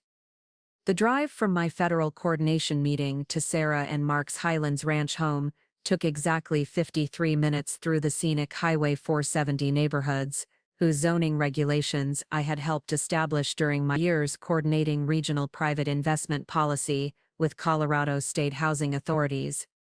My arrival at the Colonial House at 4:15 p.m. was precisely on schedule for the family birthday celebration that Sarah had mentioned during our phone conversation the previous Friday. When I opened the front door using my access key at 4:17 p.m., carrying fresh flowers from my favorite Denver florist and looking forward to our family weekend together, I expected the usual warm greeting that had characterized our birthday traditions for over 8 years. Instead, what I encountered would become the defining moment that revealed Sarah's true character and triggered the most expensive lesson about family respect and elderly appreciation that any healthcare professional had ever received in Colorado institutional banking history. Sarah appeared in the main foyer with an expression of barely contained excitement that immediately indicated something fundamental had changed in her approach to our family birthday tradition. Her expensive casual clothes contrasted with the typical comfortable family clothing she usually wore during our relaxed birthday gathering. The immediate energy in her demeanor and the conspicuous presence of a large wrapped object, positioned prominently in the living room, suggested that my arrival was being perceived through a different lens than the traditional family celebration we had maintained for years. "Mom! Perfect timing," Sarah announced with the kind of professional enthusiasm she typically reserved for hospital marketing presentations rather than family interactions. "We have the most amazing birthday surprise for you that I think you're going to absolutely love. Mark and I have been planning this for weeks, and we're so excited to finally share it with you. This is going to be such a memorable birthday celebration." The statement about the most amazing birthday surprise represented the first indication that Sarah and Mark had been making unilateral celebration decisions without family consultation, revealing their comfortable approach to family gift management that prioritized their entertainment and shock value over traditional birthday celebration processes and elderly sensitivity responsibility. "That sounds very thoughtful, Sarah," I replied while maintaining the pleasant family tone that had always characterized our interactions and setting down the fresh flowers. "I appreciate all the effort you've put into making this birthday special. What surprise have you and Mark been working on that has you both so excited?" The confident expression that crossed Sarah's face revealed her immediate anticipation of presenting what she considered a successful family solution that demonstrated her forward-thinking capabilities and practical gift selection expertise during this milestone birthday celebration. Mark emerged from the kitchen with a video camera and his smartphone, both actively recording,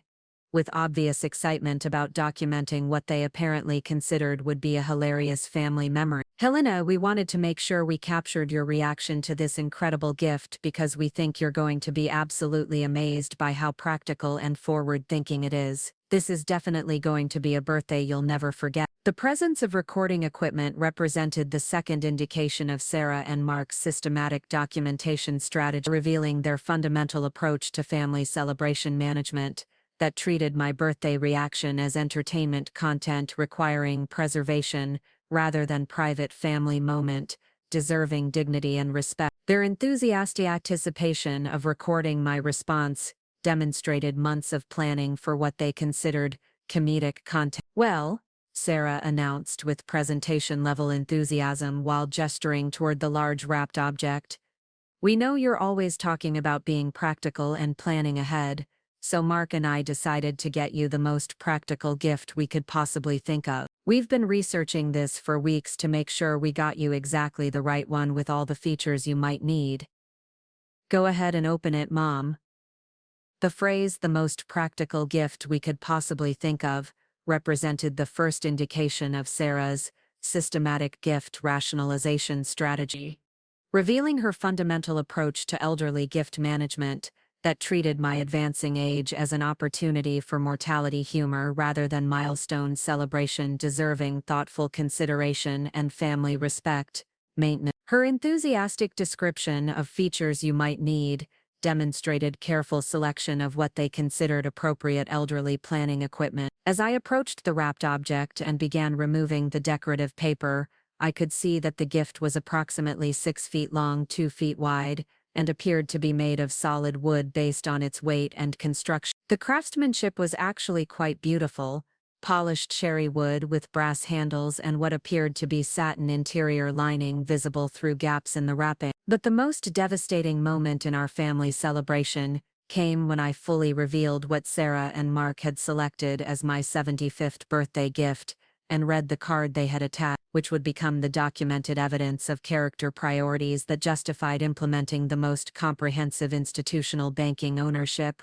reconsideration in Colorado investment history. The gift was an actual wooden coffin, a beautiful professionally crafted casket, complete with brass handles, silk interior lining, and a small brass nameplate that read, "Dr. Helena Catherine Morrison-Sterling." The accompanying birthday card, written in Sarah's careful handwriting, delivered the specific message that would transform this story from simple family insensitivity into a profound lesson about elderly respect and investment accountability. "Happy birthday, Mom. Since you're 75 now, we thought it was time to start planning ahead.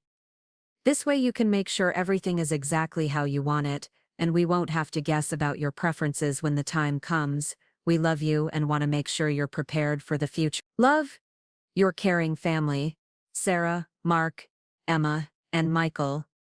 The phrase, "since you're 75 now, we thought it was time to start planning ahead," represented the exact moment when Sarah's systematic elderly dismissal transformed from insensitive gift selection into documented evidence of character priorities that violated every provision of the Morrison Sterling Family Investment Trust's beneficiary conduct requirements and family respect standards. Her comfortable assertion that I needed to be prepared for the future revealed the complete extent of her elderly marginalization strategy and her fundamental eagerness for my death to simplify their financial plan. Sarah's casual explanation continued with professional efficiency that reflected months of strategic thinking about elderly accommodation management. "We figured this way you can have everything arranged exactly how you want it, and when the time comes, which hopefully won't be for many years, but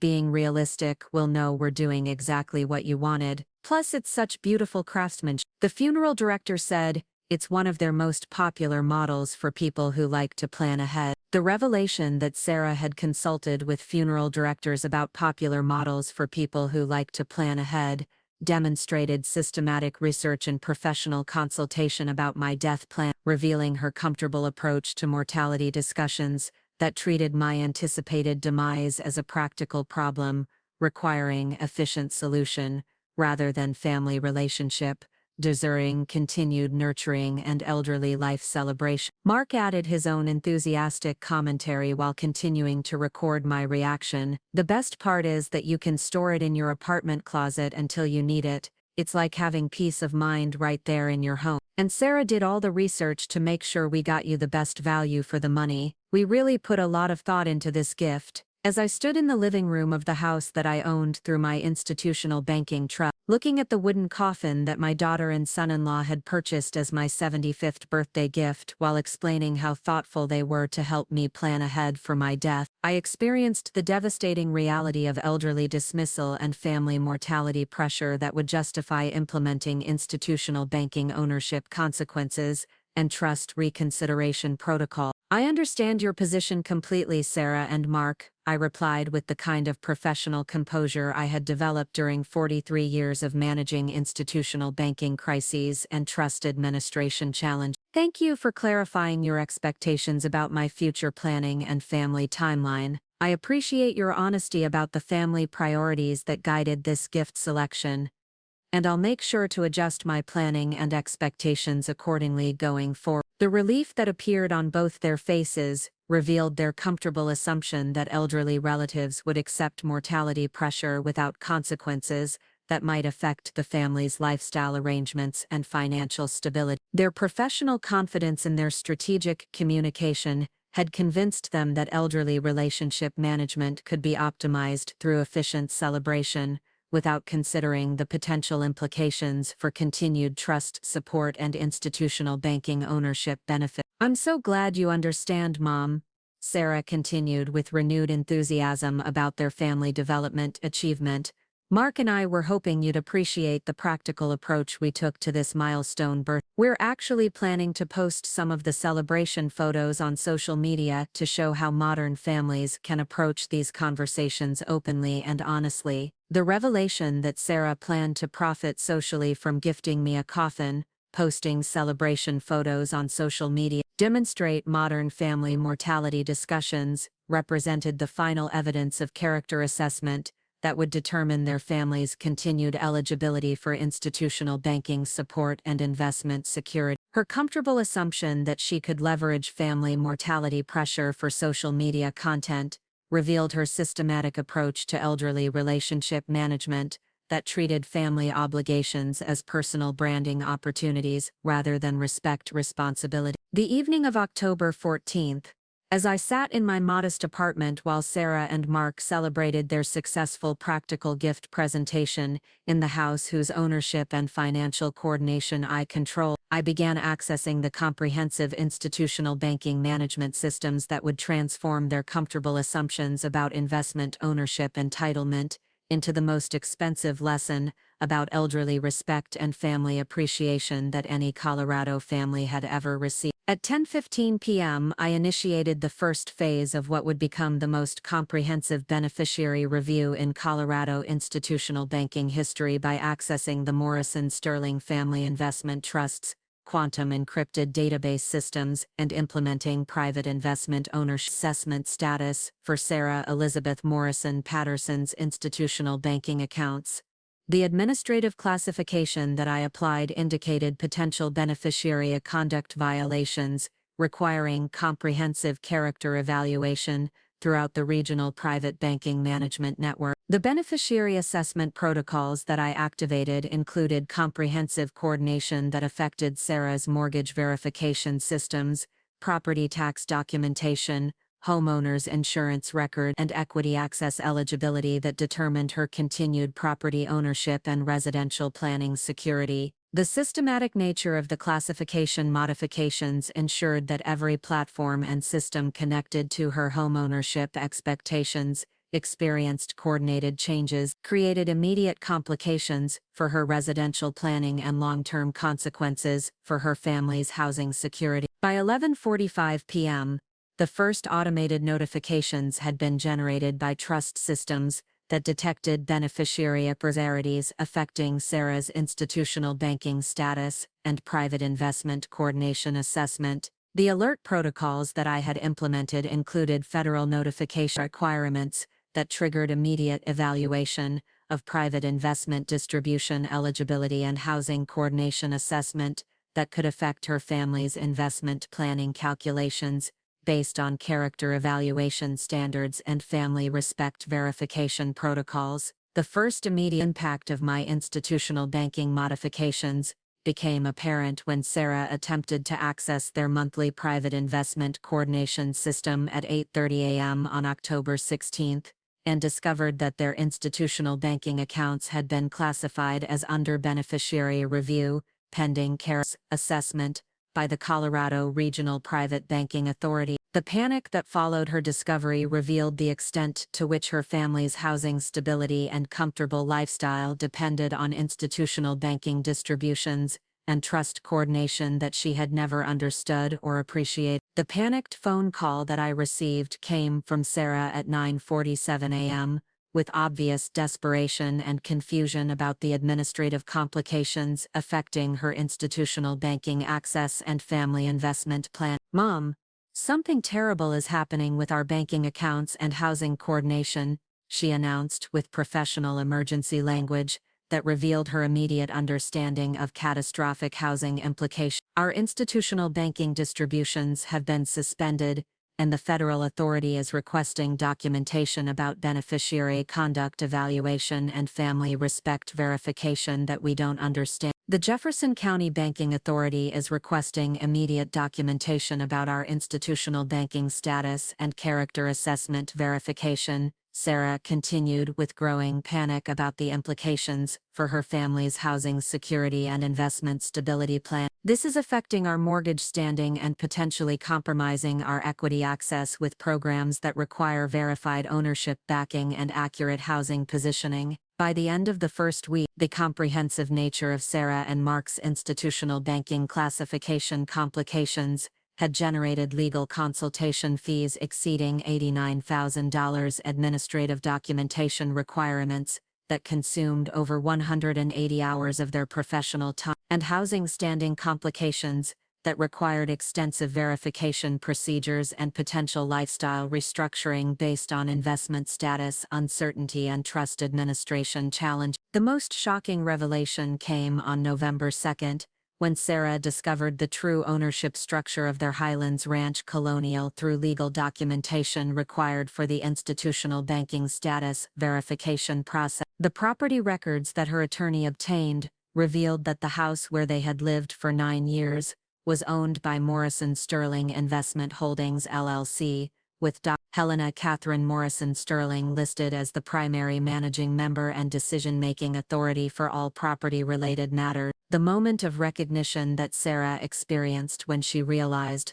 that the elderly woman whose birthday she had celebrated with a coffin gift was actually the legal owner of their house represented the most devastating character assessment revelation in Colorado institutional banking history. Her systematic elderly dismissal and family mortality pressure hadn't just violated family respect obligations, they had been directed toward the very person whose private banking ownership authority determined her family's continued housing security and lifestyle maintenance. When Sarah called me on November 5th with genuine terror in her voice and desperate confusion about the institutional banking ownership revelations affecting her family's housing security, something remarkable began to happen that would transform this story from simple private investment administration into a profound lesson about family values and elderly respect. "Mom, I think I've made the most terrible mistake of my life," Sarah said during our emotional conversation that would mark the beginning of her character transformation. "I was so focused on what I thought was being practical and modern about mortality planning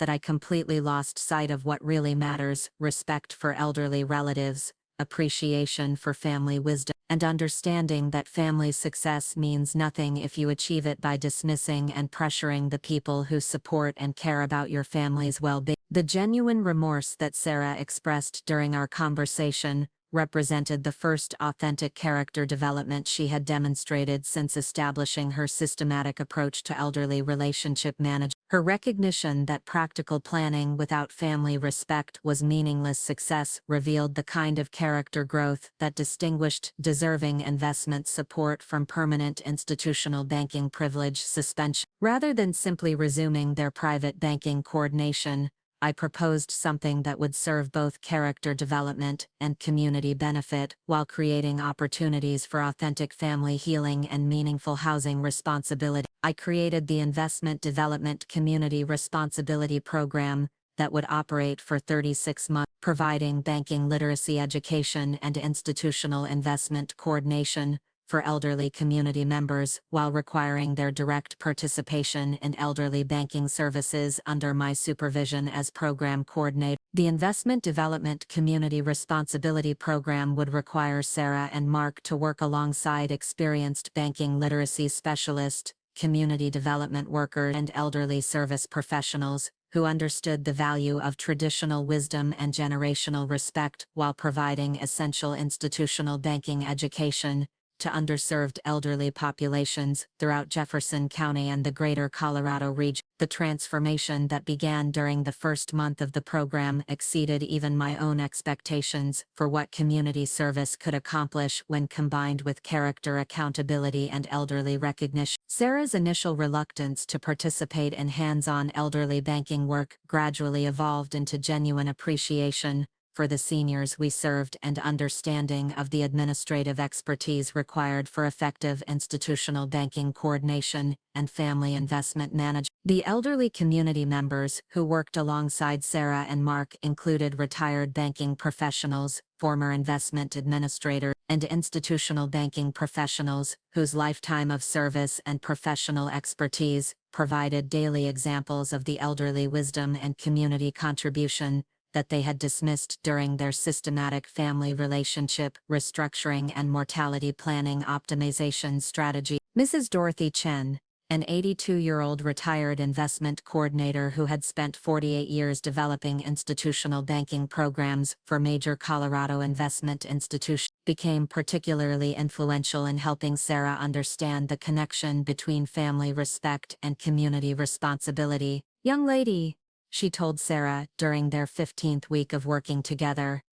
"I've seen thousands of families over the years, and I can tell you that the most successful communities always start with families that understand how to honor their elderly members and learn from generational wisdom, rather than dismissing us as planning problems to solve." The 36 months of program operation created measurable community impact that included coordinating institutional banking education for over 40 elderly community members, providing investment, and creating ongoing support networks that continued serving seniors long after the formal program concluded. The success of the program attracted attention from institutional banking administrators throughout Colorado and established a model for family-based community service that honored both elderly needs and intergenerational collaboration. But perhaps the most significant transformation was the change in Sarah and Mark's understanding of family relationships and the value of elderly wisdom in creating meaningful community contribution. Their systematic elderly dismissal and family mortality optimization strategies were replaced by genuine appreciation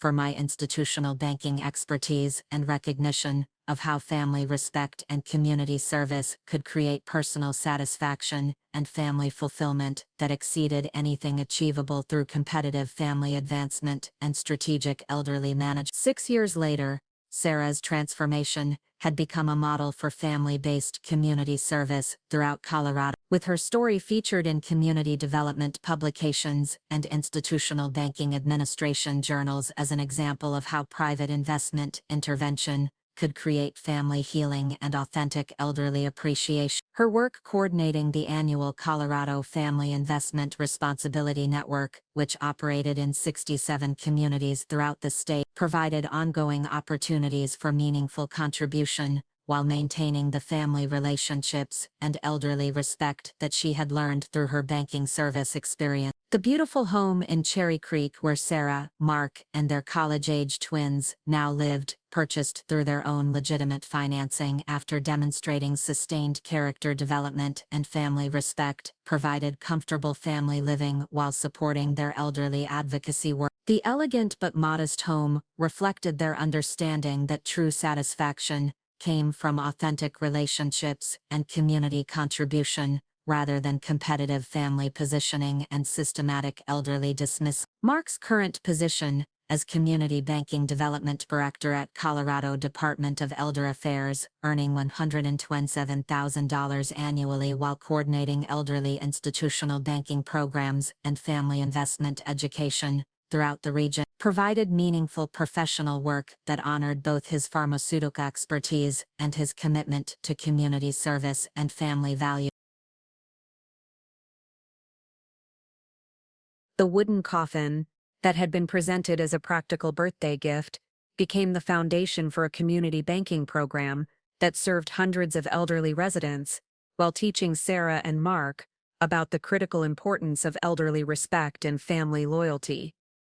The systematic family mortality strategy that had been used to pressure elderly death planning was transformed into community service that demonstrated how institutional banking administration and family feeling could create opportunities for authentic contribution and meaningful personal satisfaction. Remember, institutional banking ownership and private investment coordination aren't guaranteed family privileges, they're earned recognition of demonstrated character and elderly respect that creates foundation for investment credibility and authentic community contribution. The coffin gift that disappeared from birthday celebration and became community service requirements taught Sarah and Mark about the true meaning of private banking administration and the critical importance of honoring the elderly wisdom that distinguished lasting housing responsibility from superficial lifestyle presentation and systematic elderly dismissal.